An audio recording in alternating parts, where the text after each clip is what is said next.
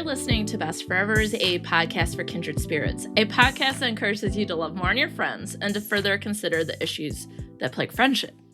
I'm Alysa Lucas, and I think everywhere we look, watch, listen, and experience, we are reminded that breaking up is the absolute worst. I mean, how many of us watch live as Ross told Rachel that they were on a break, and then we watched as they went through this breakup as their 4 other friends are locked in Monica's room having to listen. Oh, awful, right?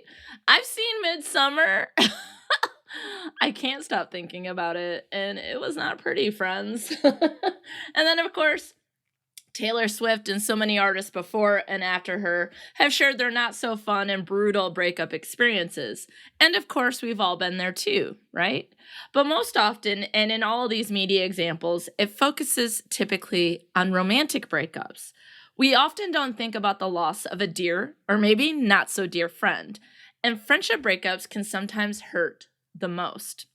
So friendship loss can happen in so many ways. I remember my mom taking me to my friend's house in elementary school. Her name was Noelle, and she was moving away. And I just remember this sort of like yucky feeling of like not really sure what's going on, but realizing that we're not going to see each other anymore, and just that awkwardness of experiencing it the first time and maybe not completely understanding it. And Noelle and I had lots of fun times, but that was so long ago, and I have no idea what happened to her. Like, no idea, right? Friendship loss can happen as you grow up a little bit more, maybe, and people go to different schools, for example. So I had a friend, Amy, and we went to 2 different high schools, and so our life paths sort of took different directions, and that might happen if friends go to different colleges and things of that nature. And then, of course, tragically in high school, my friend Allison passed away. And perhaps that is one of the greatest friendship losses that people can experience. And those are things that happen, right? Those are things that naturally happen or tragically happen. But what we don't talk about is when we want to end a friendship, right? Like, this does not seem to work for me. And I will not use this person's name. I've been watching Broadchurch, and so the main detective, her name is Ellie. So I'm going to call this person Ellie to protect the innocent and not so innocent. But we ended our friendship, and I would say more so on my end than hers. But that was something that I thought a lot about, was like, this does not feel like a good relationship. And there's this feeling that we have to be in friendships no matter what, like that we're going to love our friends no matter what. Well, not if they're treating us like garbage, right? So sometimes we think about how we might be able to get out of those relationships. So here's a quote from Jen Glantz on friendship breakups and how to cope when a friend breaks up with you from NBC. Quote, "If you've never had a friend break up with you, spoiler alert, it's a real doozy. It can be worse than a romantic breakup because you feel like you lost your sidekick, your go-to person, your safety blanket. Someone who knows years worth of secrets about you, understands what you're saying when you're not saying anything at all, and knows exactly what to do or say to make you feel better. Unlike romantic relationships where we always know in the back of our mind that there's a chance it might not work out, friendship breakups slap us silly, an outcome that we never considered a possibility," end quote. So in that article, she talks about how we are socialized or conditioned to know that romantic relationships, we have to be really cautious and, think about, what's the end, and there might be an end, or, those sorts of things. And I don't think we talk about that as much in terms of friendship breakups and how they can be really hurtful. I think if we focus on the idea that friendship is voluntary, that what ends up happening is that we just say, well, that friend's gone, on to the next. But that might be the case for some people, right? That might be the case for some of the people we've had in our life, right? But then there's people that we can't imagine hurting us or going away because they've done something, or we want them to be gone because they've done something, or whatever the case is, that we just maybe are not as prepared to handle and cope with when a friend ends a friendship with us, if we have to or want to end a friendship with someone else, or if things just nothing, right? Like when things are just like, what happened? And we have no idea, that can be really hurtful.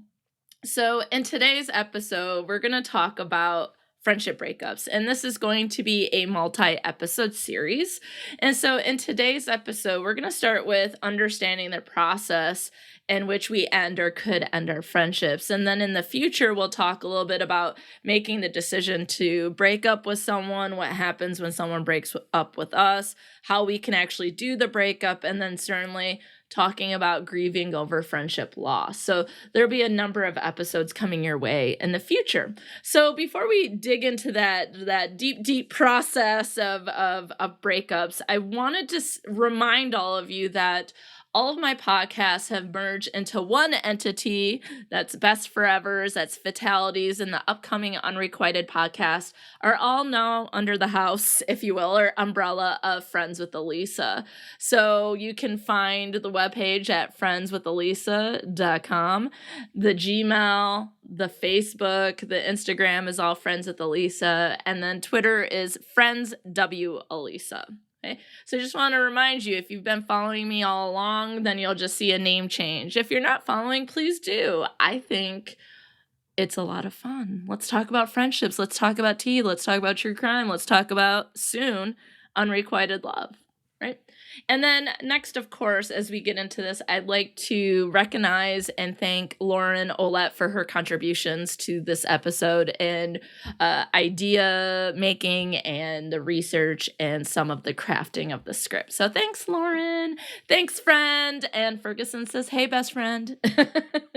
Okay, so let's go ahead and talk a little bit about friendship as a breakup, right? So we know that conflict can occur in friendship. That is something that I talk a lot about on the podcast, because I think that friendship is often seen as voluntary and positive experience for all, every single time, every single relationship, and that it sort of comes out of left field that there could be something toxic or inappropriate or a conflict, especially in female friendships where females are socialized to not rock the boat, sugar, spice, and everything nice. And, boys, and I'm taking a very, sort of, let's look at, girls versus boys and that idea that we're socialized a little bit differently. And, on the playground, girls have to cooperate and they should be harmonious and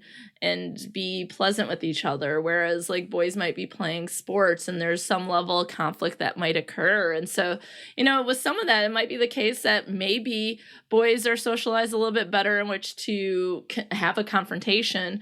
And I don't mean aggressive confrontation, but just being able to talk through things, right? And so what can happen is that girls especially might not be socialized in which to even approach conflict. And so it can make the experience of conflict even more difficult. But friendship, no matter what, no matter gender or otherwise, conflicts can occur in friendship. And we have to figure out a way to cope with them, to deal with them, because it can affect the outcome of the relationship, right? A conflict might end up leading to a breakup.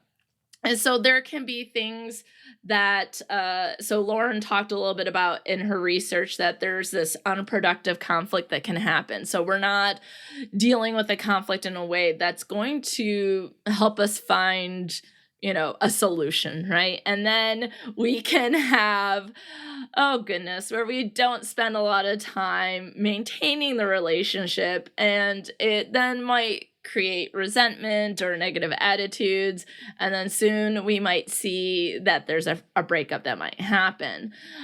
So one of the things that you might see is that a breakup might start to occur because one or both friends are feeling underbenefited in the relationship. So underbenefited means that what you're giving in is not what you're getting back.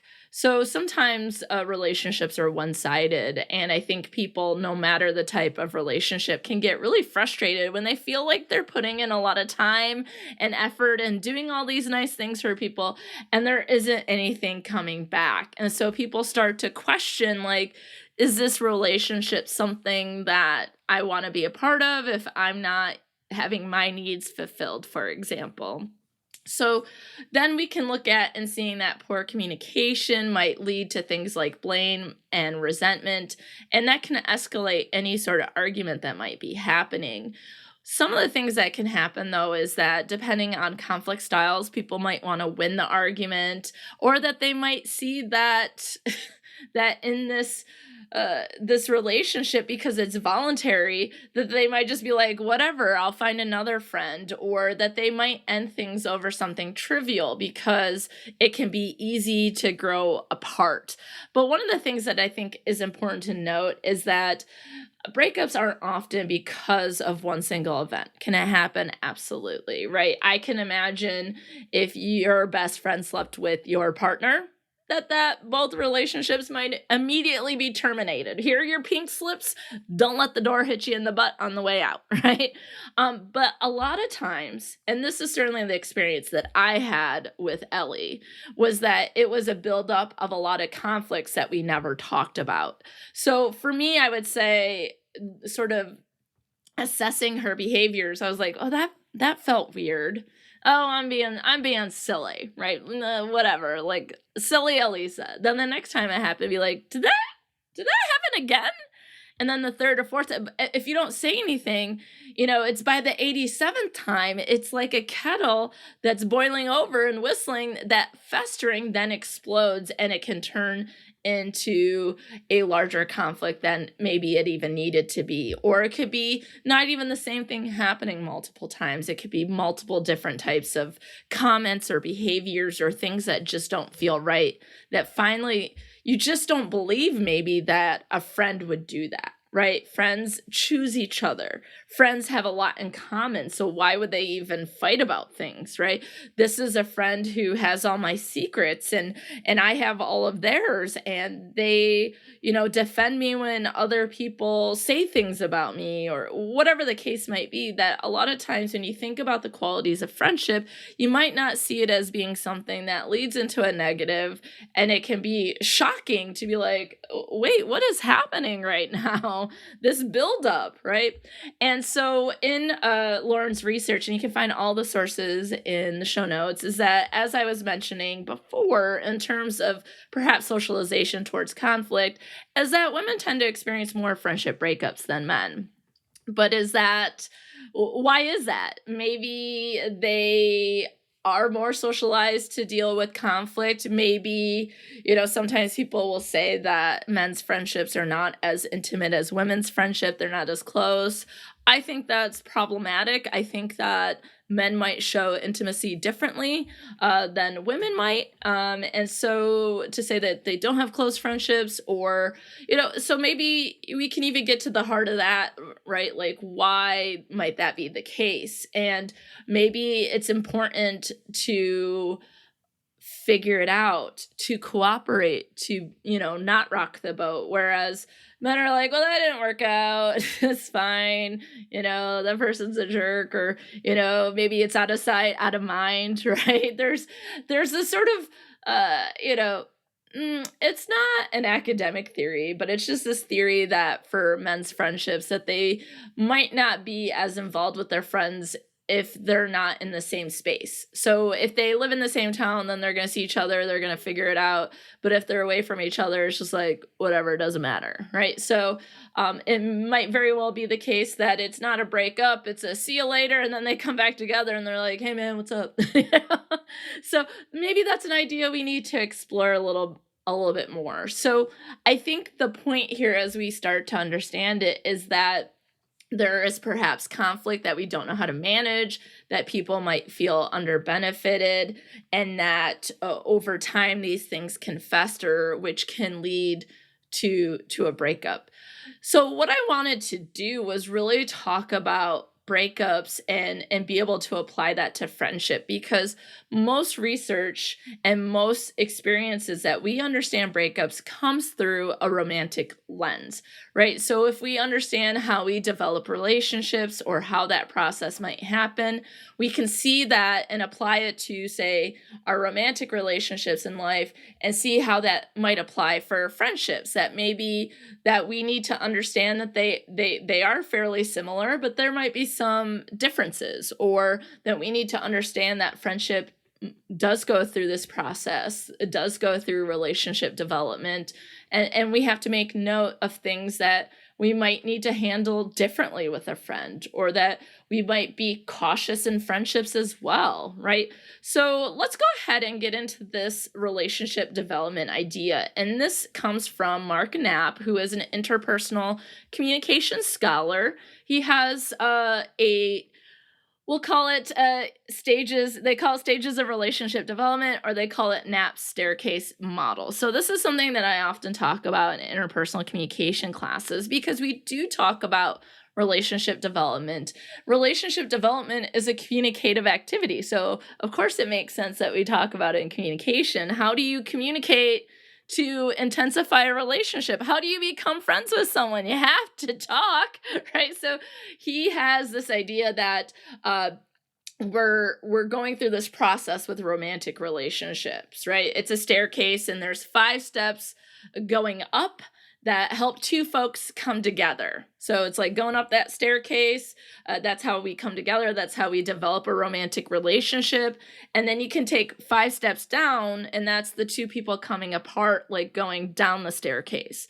So this staircase model does have an overlap at the top. You can kind of think of it as a landing, where there is this continuous relational maintenance that you need to do to keep the relationship in its current status. That might be the day-to-day or other acts that people do purposely to keep the relationships together.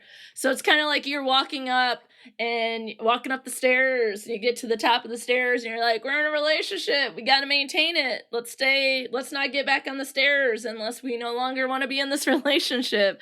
And then people start walking down the stairs when they no longer want or can be in a relationship. So it's very much 5 steps up, a little landing where we have relationship maintenance, and then we have the steps that come down to ending a relationship. So this model reflects romantic relationships. So I want to give you a quick rundown of what this looks like in romantic relationships, and then we'll apply it to friendships. So one of the sources I was looking at is the webpage for the textbook that I use in my communication theory class. So it's communicationtheory.org. And so it says, quote, diverse levels of speed and altered time between each step can be seen and experienced when a relationship grows. The steps can be even skipped out while the progression or deterioration of a relationship, end quote.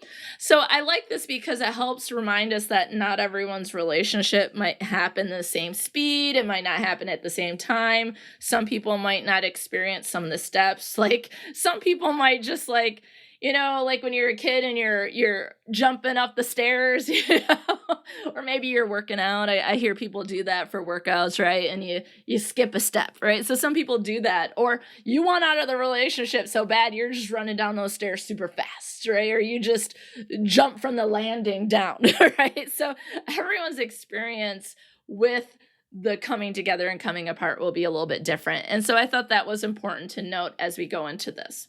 So the first 5 steps, and that's leading up to that landing where we are in a relationship and we're maintaining it. Now, Knapp calls this coming together, or the relationship escalation model. This is how we develop relationships. There's 5 stages or 5 steps, right? Those 5 steps up. So the first one is called initiating, and this is when we come into contact with someone else. This is a first meeting, it's a greeting, we're making positive first impression, and especially in romantic relationships, because again, we're focusing there right now, plays a role, right? And so anyone who's ever seen the MTV show Next, right? Okay, and I feel like I have to explain it for those of you who haven't. But Next was a TV show where there were 5 people on a bus. And then there was one person off the bus. And so heterosexual focus here. So let's say there is a guy standing outside the bus. There are 5 ladies on the bus, and one gets off, and then they do like date type things to see if they, they're vibing, right? If they like each other. And so if the guy in this case doesn't like the girl, he goes next, and then the next girl comes off the bus. It's horrible and wonderful in a whole host of ways, but I always think of this in terms of physical appearance playing a role in impression management because, oh God, this is awful. It's like, how many times someone came off the bus and immediately someone would be like, next. And I'm like, oh my God, I didn't even give him a chance. And it's about 30 seconds to a minute where people, maybe even less than that people might make a physical impression, whether or not they're attracted to someone, etc. Right? So that happens during initiating. You might size a person up. You might draw on that available visual information. Do you find them physically attractive? In that interaction, you're certainly all about portraying yourself in a positive light, right? And you present any greeting that you deem appropriate in this particular interaction. Most people say hello or hey, or, some variation. And then I guess if you're Joey Tribbiani from Friends, it's like, how you doing, right? So there might be different things that happen during the stage, but this is that first interaction, right? You're meeting someone. And I think what's really interesting, though, is that this model was created before, social media existed. So thinking about like how initiating might be used online. So having the best profile pic or the information you include in the post that you have, like that people might feel really compelled to provide specific information that creates that positive first impression, right? So then you move into, if you follow all the stages, right, you move into experimenting. And this is when you start to do the thing that I hate the most, and that's small talk. I can do it. It's just not my favorite communicative activity, right? But this is where you're asking questions and you're trying to find common ground. And so you might start off like with safe information and introduce yourself in a very sort of safe and controlled way. And as you talk, you try to find those points of things of connection. And then this might lead into what's called the casual dating phase of romance. We go through life experimenting with many people, and then we only create maybe deeper bonds or connections or relationships with a smaller few. So one of the things that I think is really interesting, again, is bringing in social media with dating or dating apps, for example, is small talk in, say, Bumble or Tinder or any of the dating apps that you might use is that first question you might ask someone or the conversation that you have as you get to know each other. And I saw on Facebook recently, and one of the groups that I'm in, someone talking about how they asked this person questions and really trying to make connections, and the person would answer, and then they would follow up, and they would do all this, but then they didn't get any questions back. And it's like, hey, it's the experimenting phase. You're supposed to find out if you have anything in common. Do you ever want to see each other again? And this is the stage where people will say, do I want to continue? And most do not. So if I was that person and I was asking all these questions and they weren't interested in finding out anything about me, I would piece right out. I'd be like, we're done with this experimenting phase. Experiment failed, right? And then it made me go, should I add a section in my interviewing class about asking questions when you're trying to create relationships, like dating? I think I'm going to, right? I think that's important. Like, think about how to get to know people. This is really important. And this is the stage where you might be like, you know what? We don't have anything in common. It was nice knowing you for those few minutes or that 2 dates, right? The next phase is intensifying, and this is when you move past that superficial knowledge of each other and you get into more intimate details, right? It's less casual, it's less formal. There's a lot more self-disclosure that's happening. You're spending more time with each other. You start to see more feelings of attraction. Verbal and nonverbal becomes more intimate. You certainly reveal information that they might not know. You might not reveal it to everyone. These might be, secrets. I don't know why I'm whispering because shh, right? This is in romantic relationships where people are like, okay, they might start creating terms of endearment, which I think terms of endearment are fun, whether they're for romantic, friends, or otherwise. So I want to hear about your terms of endearment. Like, is it like, hey, babe, dear, sweetheart, baby doll, boo? Like, what do you call each other, right? This is also when you start to call each other a we, which reminds me of Sex and the City. We went to that restaurant. We liked that movie, things like that. And then there might be direct expressions of commitment, right? You might say that you're in a relationship on Facebook, or say I'm falling for you. It might actually be, hey, do you want to be my boyfriend, right? And the fourth phase is integrating, is when the two unique people start to merge into one singular identity. And so this is where relationship becomes closer and intimacy intensifies. You seem to become one. And this might also be reinforced through sexual activity and exchange of belongings. And there might be interests that you've created together, like this is our song, this is how we spend our time together. And other people treat you like a couple, like, for my mom and dad to be like, it's the Lucases.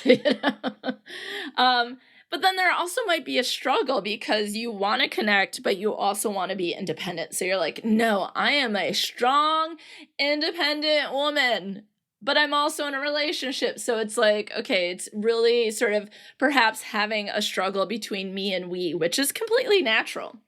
And then the final phase, that final step, so you're reaching that landing, y'all. You're reaching that landing. There's some level of what is called bonding. There's a public announcement of sorts that the relationship is indeed happening and unique and should be respected. It is announced to the world. It's recognized. And for many people, it can be legalized. There's often a public ritual, right? Marriage. And bonding institutionalizes your relationship. And this can make it feel more rigid and structured. Not everyone gets married, though. So it might be something like some differences maybe as our relationships evolve might be like moving in together, having a child together. For some people, it might be like getting that first pet together. So there might be other ways in which people bond. And certainly marriage isn't the end all be all. Like, not everyone who starts a relationship, you're not like 16 dating someone being like, and we're married, right? So bonding might look a little different. Like when I was in high school, so how people wear like their boyfriend's leather jacket? Okay, so my high school boyfriend didn't do sports, and it was the 90s. So I wore like his plaid flannel jacket, okay? That would have been bonding, right? There's indication like she's wearing his jacket. So there's different ways to do it depending on maybe age or experience, etc. So then you reach the landing, which includes some of these stages like integrating and bonding. You want to maintain your relationship. You want to keep it status quo. So that's where, of course, I always remind people, Valentine's Day is just one day a year. Anniversary might only be one day a year. Birthday is only one day a year. That's 3 days out of 365. What are you doing the rest of the days, right? That relationship maintenance really comes down to the little stuff, the day-to-day type things, and perhaps how you manage conflict, right? So then, though, not all relationships work out and maintenance might not occur, and then people start wanting to go down the steps. And so let's talk through these different stages, right? And then, like I said, I'm going to apply it to friendship so we can see how that might look. So differentiating is the first step down, right? And this is, of course, called the coming apart or the relationship termination model when you start going downstairs.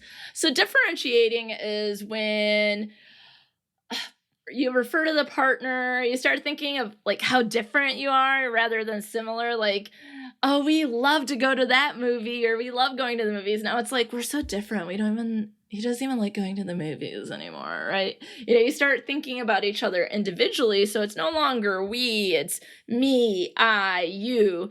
And then you might see things like people start creating new hobbies or doing things without their partner. So it's really about like, we're so different. I can't believe you would think that. And all relationships and most healthy relationships are going to have periods of differentiation.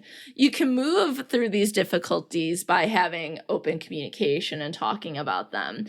And so differentiating, although you're like, ugh, this is the beginning of the end, it isn't necessarily. This might just be like, hey, we're not on the same page, let's get on the same page type of thing.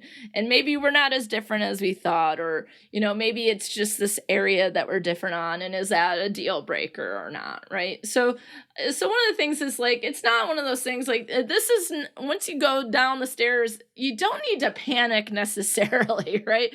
That this is something naturally that happens in relationships. And I have a friend that always says, in a relationship, one person should always be in love, but they don't have to be in love at the same time, right? But if both people aren't in love, then that's probably when the relationship is going to end. So it's just one of those things where, there's ebbs and flows and you have to work through them.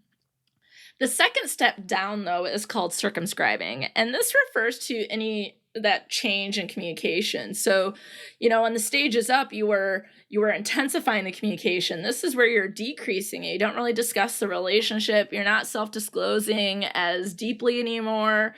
That communication really decreases, and there's new boundaries. You might ignore differences that are problematic. You might restrict how much or what you say. You create little safe zones in which you don't discuss any topics that are going to cause a conflict.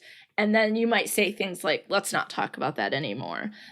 Those are indicators that a couple might be in the circumscribing stage, right? And that moves into stagnating. And this is where there's emotional and physical distance between partners. So it's back to sort of politeness and just going through the motions. The relationship has declined, and it could become so severe that there are no safe conversation topics that remain. And so then stagnating, your relationship comes to a standstill. And it's like one of the things that I talk about in class is that you might presume communicating is pointless because it only leads to more problems. And so people might feel like they're stuck or trapped, and some might just not know how to repair, and some people might stay in the stage for months or years because it might be easier than actually talking about a breakup or having that confrontation or facing the issues that the relationship is having. And certainly I think it's important to note that there are some people who might not be able to get out of a relationship because of safety reasons, etc.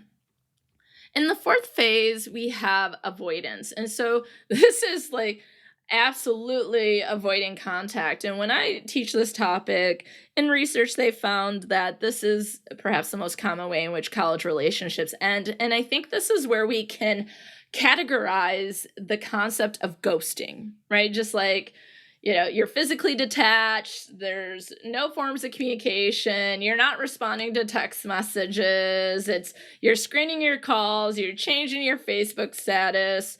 And some people might communicate that directly and just say, like, I don't want to see you anymore. And it's just like you can no longer be around each other. And so that's when you begin physical separation of some sort, right? So if folks are married, it might be what is labeled as a separation, or people might be, I was watching a TV show. Oh, it's Mayor of Easttown, and it's like her partner, she's like, where's her partner? Oh, staying at his father's house, and he's going to be there for a while. So it's like a physical separation, right? So there are things that might happen where some relationships might end here because of ghosting, right? It just fizzled out, and then no one said anything or did anything, and it was over. And one person might be like, I'm out, and the other person might not know why, but might not say anything. And the fifth phase is terminating, and this occurs when the relationship is officially over. people take different paths that can occur naturally, right? Like, so thinking about terminating relationships, it might just be like, well, this didn't work out, or we have different goals and you're moving to a different country. It can occur naturally, or people can do it formally by getting a divorce, for example, moving out. And some people might come together for a final encounter that gives a sense of closure. I remember doing that with a college partner, and I was just like, why are we just sitting here for hours being like, so what happened? And I laugh about it because I wasn't laughing then. I was probably crying then. But it's like, why does it take 8 hours to figure it out? Like, and maybe 8 hours is because one person who's upset about the breakup can't conceive why this is the end, and the other person might not be very clear about it because they don't want to hurt people's feelings. But a lot of times people might discuss what happened in the past, what's going on in the present, and what the future of the relationship will look like. Will you be friends, right? And so a lot of times during these conversations, people don't make eye contact, and it's like, then how do you discuss it with other people? And so I had this in my notes for class, and it said, romantic breakups are a kind of death. Use communication skills and use empathy, never pleasant or easy, but decrease as much of the pain as possible. And I think that is something that we might not do very well, right? Like, how do we reject someone? How do we tell someone we don't want to be in a relationship with them anymore? And that is exactly why I want to focus on the topic of unrequited love, which is when you love someone and they don't love you back, and includes like that heartache, heartbreak, and rejection. Like, how do we do that successfully? Like, if we're the one rejecting, or if we're being rejected, how do we cope with it? And so I think sometimes what you might see after this is people are like, just get over it. And it's like, get over it. Like, what?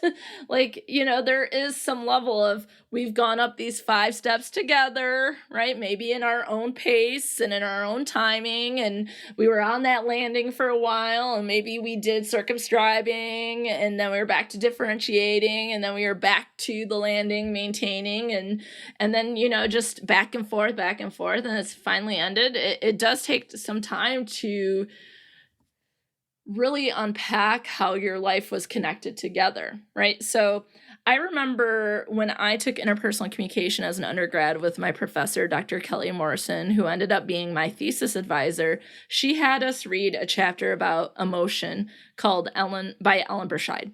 And it really talked about how romantic couples become enmeshed, right? So think about going back to the phase where integrating, where the 2 unique personalities begin to merge into one, right? Like, then you have to like unmerge the fact that every Monday you did this together, or every, they did the groceries and you did the cooking. Like, there are things that we do to make our lives happen each day, and we become interdependent. And so there's also the pain of whatever conflict or event or other things that might have occurred during this process, because not all breakups are easy. Some are painful. Some are, there's so many different emotions that can go with it, right? And so, but for people, it's like coping with this and feeling like they're of some value, that they can still be loved. Like, there's a lot going on. So we really have to think about that the terminating phase, that there is a certain level of grieving that takes place, and it could even come from the end of the person who's initiated the breakup, right? They're still losing a relationship that they once had faith in or hope in, and so you can see that as I'm talking about this, you're probably thinking of maybe personal examples. You're probably thinking of examples from the media. And you can see that we know a lot about what happens in romantic relationship development. Coming together and coming apart, going up the stairs, coming down the stairs. So what does that look like for friendship? Because if we understand the development of relationships and the deterioration, then we can start to understand that breakups can happen in friendships as well, right? And so let's go ahead and apply those phases or stages or steps to the staircase to friends. So going back to coming together, so we're walking up those stairs, think about initiating. That's the first meeting, first impressions, right? These first impression is still important, right? Think about college students who come to campus for the first time and they're making new friends, and it's such a large transition in their life, and they're trying to find people, they're trying to find their people, right? So there's greetings, there's a first impression. People might check out their roommates on Facebook or Twitter, Instagram, Snapchat beforehand. So there's first impressions that happen there. And I do think physical appearance still plays a role in becoming friends, because you can sense some similarities. There are some people who hope to have friends that have similar attractiveness level, but we can also think about attractiveness might occur in different ways besides physical appearance, right? Sense of humor, things like that. So people are trying to make those first impressions and really initiate friendship. And I think that especially with friends, because in our society, there's certainly a focus on monogamous relationships, even though there are other folks who have open relationships, etc., that in romantic relationships that we would have one partner, right?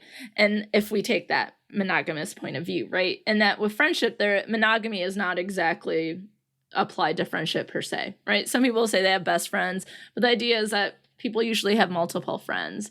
And so I think that there is this hope, or at least this approach to initiating is like making good impressions with everyone. You never know when you might make a friend, right? So that is the first stage. I think similarly to romantic relationships, that first meetings and first impressions are important, but that maybe, people might be putting out more first impressions because they can have multiple friends, right? And so it's like applying for a job. Do you apply for one or do you apply for 100? Oh, sorry. That's actually not funny. Like, it's hard to find jobs, and I just hope all my students get jobs that just graduated. Sending you all positive vibes. But the idea is that you can have multiple friends, so there might be a lot more initiation that happens. And experimenting, what we might see is that friends specifically, you might have met and initiated somewhere where you already have a shared interest, maybe a club, a hobby, a Facebook group, where there's some shared interest in something, right? So I made friends at school, maybe it wasn't interest in school, but we at least had shared space, right? Then it was like, as you get older, what music do you listen to? And shared interest, what podcast do you listen to? What sports are you into?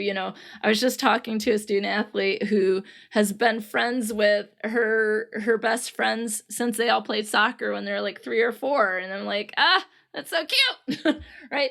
But so in some ways, experimenting, you might have met someone based on that shared experience, which having similarities and shared interests is important to friendship, right? So it might be how you met, but it also might be where you're asking those questions to see if you can make friends. And I think experimenting is a phase that is probably the most common, especially for adults who are trying to make friends, because I think making friends as an adult is really difficult. So people are asking a lot of questions. Going back to initiating, they might be putting out more, greetings and trying to meet as many people as possible to try to find that friend. And in fact, experimenting, you might even see that you might start something like, let me join this book club so that I can make friends, right? So I think experimenting, although people might go to the bar to meet a partner, that friends might join a book club. They might get out there and do something different so that they can meet people. Intensifying stage includes an intensified or increased self-disclosure. And that is one of the main things that friends do is talk, right? They share information with each other. This is certainly, we talked about getting into like secrets. Well, definitely who protects our confidences? Our friends, right? So you start to share more information about each other. You do spend more time together.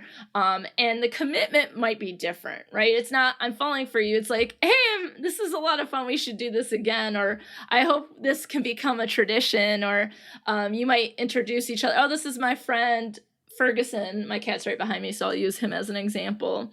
We're going to go to the movies. Do you want to join us? So there are some things that are happening in these stages that I think are really similar to how they might happen in romantic relationships. But then we move into the integrating phase. And I think here, other people start to see you as friends. And I just remember living with Tara in graduate school. We would get like one invitation as if we were not individual people. And our Wi-Fi name was Alysa, which is a combination of Alysa and Tara. So when we called ourselves that, other people would call us that, you know. So you start to see other people like, we know that those people are best friends, or we know that they're close friends, or that they're in the same friendship group because we see them together, they talk about it, they post about it on social media. And so integrating, certainly we see that similarly, right? So there is some level of being treated like a couple of friends, right? But we might not specifically have a struggle of connectedness and autonomy, right? We might say, this is my friend, but I also have other friends, and she has other friends as well. But we still might have our song. And if it's me and Tara, our song is, I don't want to work. I just want to bang on my drums all day. Or probably something by Nelly or Ludacris. Okay, so there are still some things that are happening, but we are not necessarily becoming one person. Most friendships, although I don't want to say all of them, majority of friendships are not reinforced through sexual activity. So we start to see through the integrating phase that there are some things that start to change a little bit and move away from the romantic relationship when applying these stages and steps to friendship, right? And I think really maybe the biggest difference is with the bonding stage. There are not many formal ways in which friends can bond, right? Maybe we should have more friends. Let's come up with some bonding ceremonies and come up with ways to recognize friendships, right? That these less formal ways, you know, there might be like friendship necklaces. When I was in middle school, it's like you have the best on one side and the friend on the other. So it's like best friends. And so you have one side of the necklace and your best friend has the other side. And, you know, they still have those necklaces. But what I love is that they honor and recognize that there might be more than two people. So it might be 3 parts of a necklace, or there's one that I saw where it's like 6 slices of pizza. Like there's so many different cool necklaces. But then you get into things that might be a little bit more permanent, where friends get matching tattoos, and then certainly being asked to be maid of honor or best man, being in someone's wedding, and of course being a godfather or godmother. There's bonding that way. And friends, I think that this is where, you know, we see marriage as, you know, this thing that we're all supposed to be working towards, and, you know, and then people have kids, and so we have bridal parties and weddings, and we have baby showers, and we have all those things where we're getting gifts for people. And there's a Sex and the City episode where she's like, my very expensive shoes that are important to me were stolen at this party, and this friend of hers who's a mother is like, that's not important to me. And she's like, do you know how many presents I've bought for you?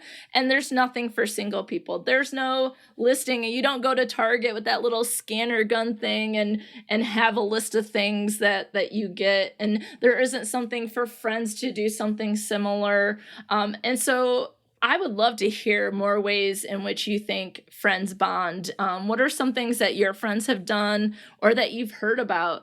But these are the most common, I would say.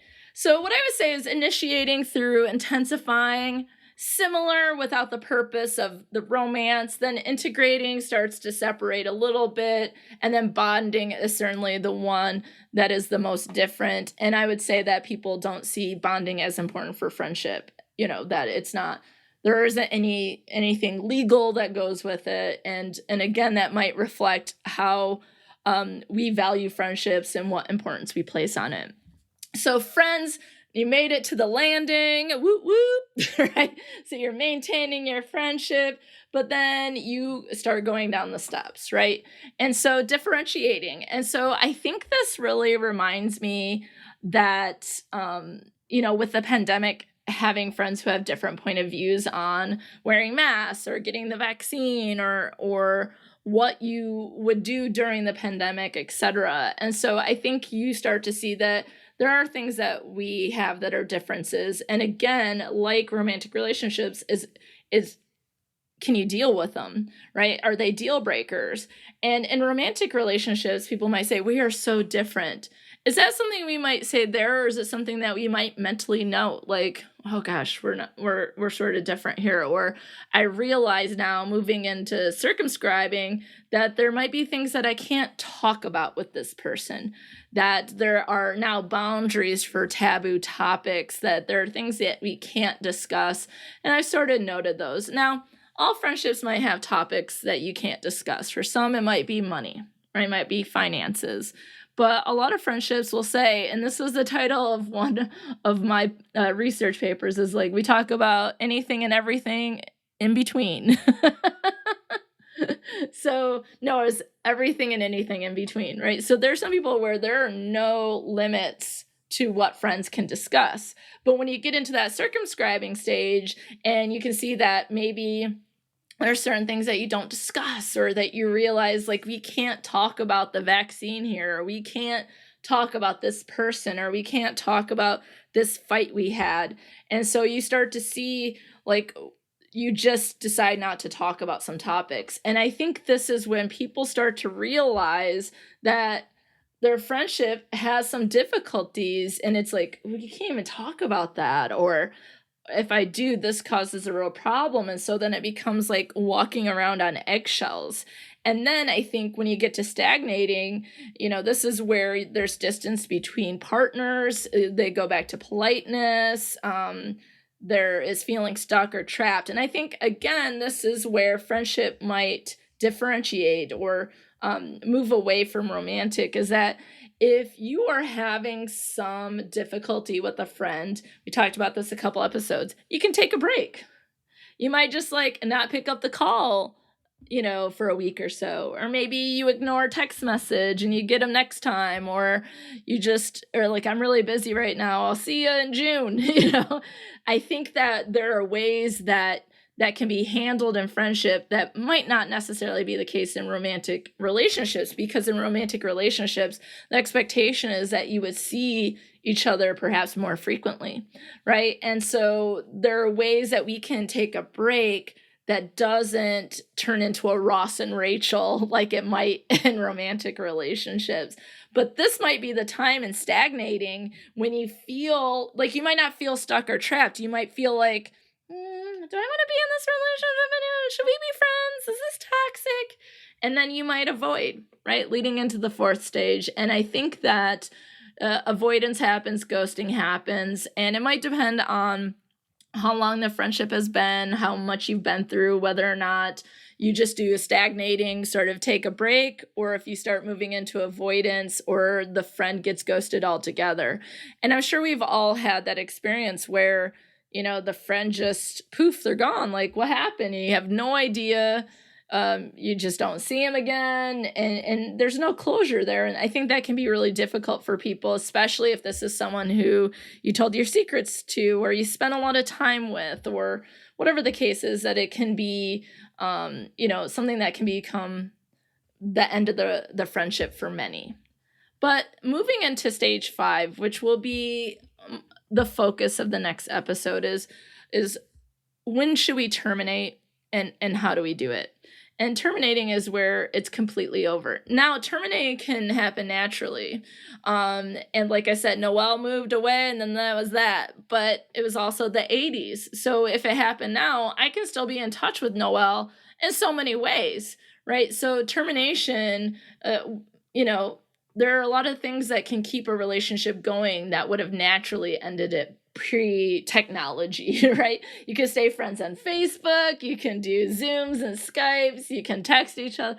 There's so much you can do that relationships don't necessarily need to end if you move away, right? In fact, most of your friends probably live across the country and world, right?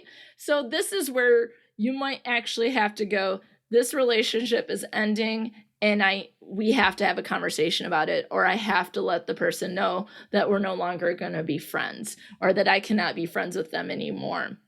So this is a hard conversation to have. So I don't blame people for stopping at the 4th step, right? And just being like, I'm bouncing, right? Because it can be difficult.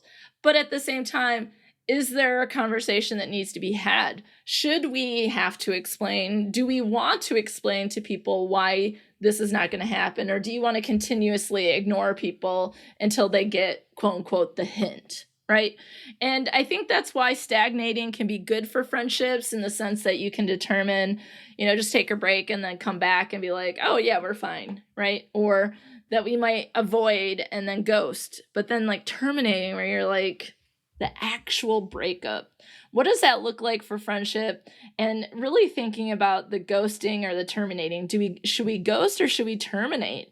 That's what we're going to do in the next episode. So this has been deep dive into breakup process today, which I love to talk about, and I love to teach it, love to share the information, because I think the more we know about relationship ideas and how they might apply to our experiences, it can help us better understand our relationships and how they might be different from romantic or friend, or how breakups seen primarily as romantic can in fact happen in friendships. So friends, there's more to come. So of course, stay tuned. We're going to talk about choosing to end. How do you end it? Like I said, ghosting, or actually having conversation or email, etc. And then in the future, we'll also talk about how to cope and grieve with friendship breakups.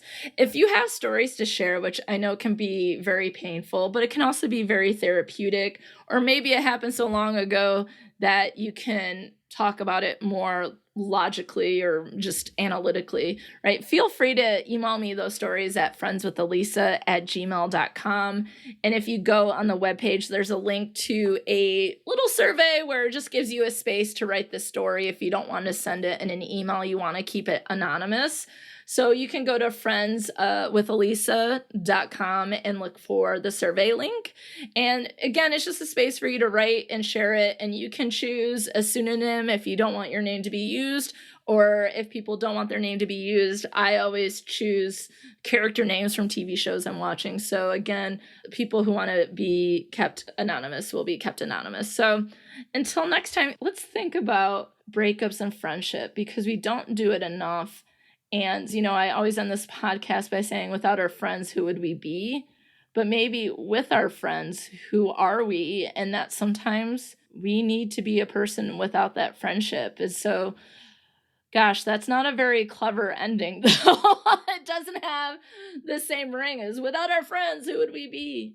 But maybe it goes to say, until next time, think about which friends are important to you, because without those friends, who would you be? All right, till next time. Thanks for listening to Best Forevers. If you like what you hear, be sure to subscribe, rate, review, and of course, share with a friend. Please be sure to follow Best Forevers on Facebook, Twitter, and Instagram at Best Forevers Pod, and I'm at Dr. Alysa Lucas on Twitter. You can always find the podcast webpage for more information at bestforeverspod.com, and share your stories of friendship by emailing me at bestforeverspod@gmail.com. And if you'd like to support the movement to love on our friends more, check out the podcast on patreon.com/bestforeverspod. Now, friends, check out this recommended podcast that you must get in your ear holes immediately.